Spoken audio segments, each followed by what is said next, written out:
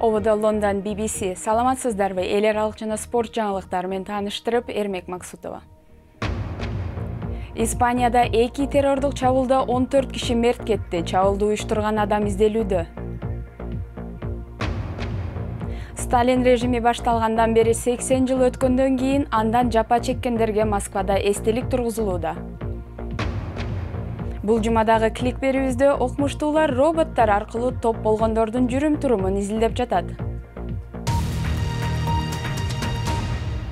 Испан бийлиги 8 кишиден турган топ өлкөдө бир нече сааттын ичинде болгон чабуулдарга жооптуу деп билдирди. Кечээ Барселонанын борборунда мини автобус көчөдө бараткан элди тебелеп, 13 адам мерт кетти, көп адам жаракат алды. Өткөн түнү ошондой эле террор кылмышына шектүү 5 адам Камбриль шаарында атып өлтүрүлдү. Жарадар болгондордун бири көз жумду. 4 шектүү адам камакка алынды, бирок унаанын айдоочусу азыркыга чейин качып жүрөт. Рас-Рамблас аймагында эскерүү иштери болду. Гүл базары менен атагы чыккан көчөгө гүл чамбар коюлду. Испанияда 10 жылдан бери теракт каттала элек болчу. Кечээ гана чабуул болгону менен атактуу бульварга жүздөгөндөр чогулду. Биринчи чабуул кече кечинде уюштурулган. Ак фургон жогорку ылдамдыкта келип, топтолгон кишилерди сүзгөн. 13 адам курман болуп, 100дөн ашууну жаракат алды. Чабуулду уюштурган адам унаасын таштап жөө качкан. Аймакта жашагандарга үйүңөрдөн чыкпагыла деген буйрук берилип, полиция шектүү адамды издеди. Теракт болгон жерге жакын жайгашкан барда 2 киши камакка алынды. Жерде чоң киши жатты, анын абалы оор болчу, ал өлүп калды. Тиги четте, открыткалардын жанында дагы 2 адам жатты. Алар дагы курман болду. Ал эми күркөнүн сол тарабында дагы бир киши өлүп жатты. Башаламандык болуп, көптөр качып, башкалары жардам сурап жатты. Андан соң экинчи кол салуу болду. Барселонадан 100 чакырым аралыкта жайгашкан Камбрилс кыштагында унаа жөө басып бараткандарды сүзүп, бир адам каза тапты. Унаадан чыккан 5 адам жасалма жангечтин курун тагынып жүргөн деп айтылууда. Полиция шектүүлөрдү атып өлтүрдү. Тергөөчүлөр айтылган 2 чабуулду шаршемби күнү Алканар шаарчасындагы жардыруу менен байланыштырууда.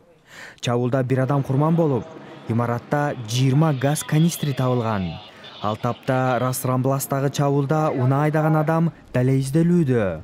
Бирок Барселонанын тургундары тайманбай көчөгө чыгып, биз коркпойбуз деп кыйкырып, курман болгондорду эскеришти. Барселона көп улуттуу шаар жана тургундар террористтерге багынбайбыз деп жаткандай. Сталиндин кара террору башталганына 80 жыл болду. Советтик доордо эл душманы аталып миңдеген бейжазык адамдары атылып кеткен. Кеминде 1.700.000 адам контрреволюционер деген айыптоо менен камакка алынган. Москвада советтик бийликтин саясий репрессиясынын курмандактарына эстелик тургузулууда. Уж нечего было предъявить. Алардын мага каршы эч кандай далили жок болчу. Мен болгону тамаша айткам. Тамаша үчүн камакка алуу акылга сыйбаган нерсе. Бирок алар эчтекени карабай, тамаша үчүн камашчу.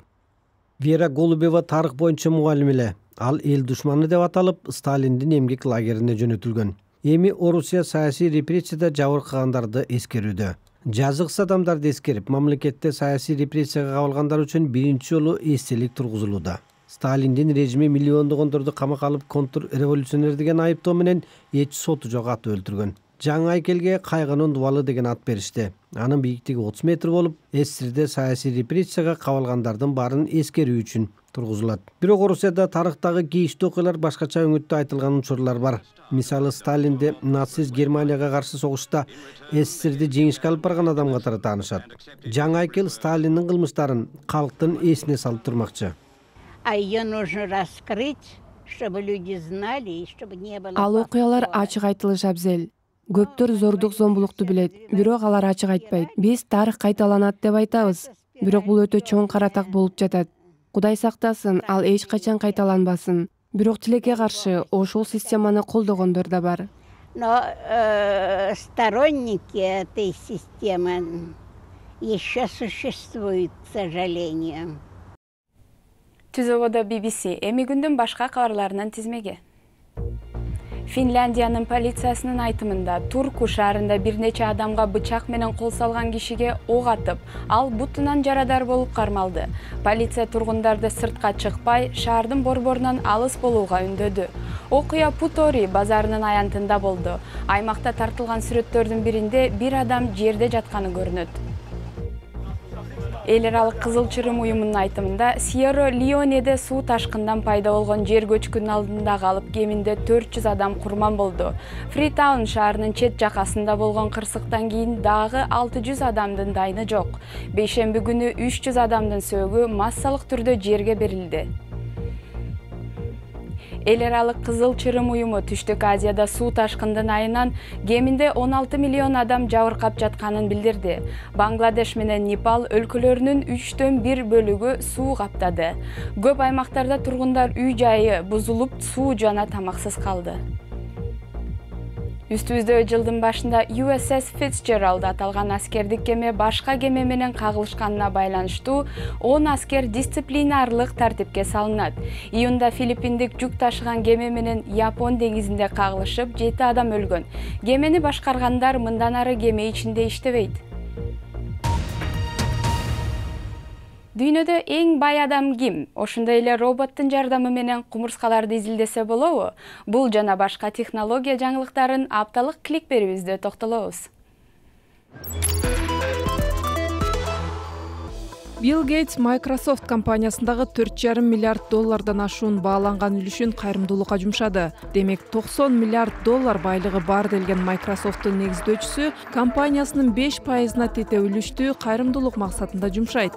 Бирок ага карабай, Гейтс дүйнөдөгү эң бай адам бойдон кала берет. Буга чейин Билл Гейтс кайрымдуулукка миллиондогон каражаттарды жумшап келген. Алардын көбү жакырчылык жана тез жайылган илдеттерди алдын ала токтотууга колдонулган.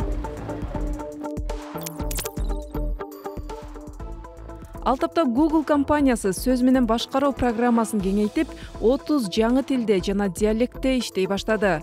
Демек, дүйнөдөгү миллиардка жакын адам Google менен сүйлөшүп, суроолоруна жооп ала алат.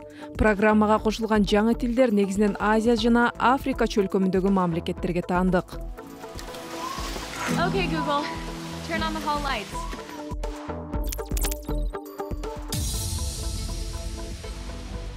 Кандайдыр бир топтун жүрүм-турумун түшүнүү үчүн Georgia Tech компаниясын робот террариум же роботариум жабдыгын ойлоп тапты. Анда 80 чакан роботту программалап, изилдөөчүлөр сыноолорду өткөрсө болот.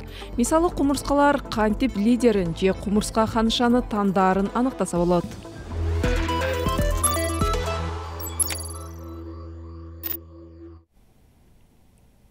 Эми спорт. Реал Мадрид шаршемби күнү Лас Рамблас аймагында болгон чабуулда курман болгондорду эскерип, Барселона менен чогуу 1 мүнөт унчукпай эскерүү жасашты. Барселонанын оюнчулары базар күнү болчу Реал Бетис менен беттешүүдө баары кара тасма тагынат. Барселона жана Мадридтин оюнчулары Месси, Роналдо, Пике жана Рамос социалдык тармактар аркылуу терактта жабыркагандарга көңүл айтты. FIFA жылдын дүйнөлүк мыкты оюнчу сыйлыгына 24 футболчуну көрсөттү. Күйөрмандардын эң сүйүктүү оюнчулары Роналдо, Месси жана Неймар. Реал Мадрид 7 оюнчуну көрсөттү. Премьер-лига дагы 7 футболчуну тандады. Калган орундарды Европанын башка мыкты командаларынын футбол жылдыздары ээлемекчи. Челсинин тренери Антонио Конте чабуулчу Диего Костанын клубда орду жок деп билдирди. Бирок Коста Атлетико Мадридке өткүсү келсе да, Челси өтө көп акча сурап жатканын айтты. Испаниялык жылдыз кайра Атлетикого өткүсү келет. Июнь айында Конте ага СМС жөнөтүп, анда сиз эмдиги сезондо командага кошулбайсыз деп жазган.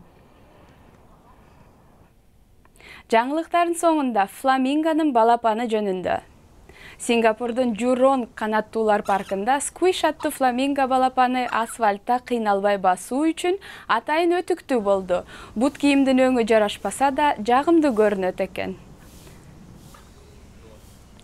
Сиздер менен мен Эрмек Максутова болдум. Эфирден кайрадан көрүшкөнчө саламатта калыңыздар.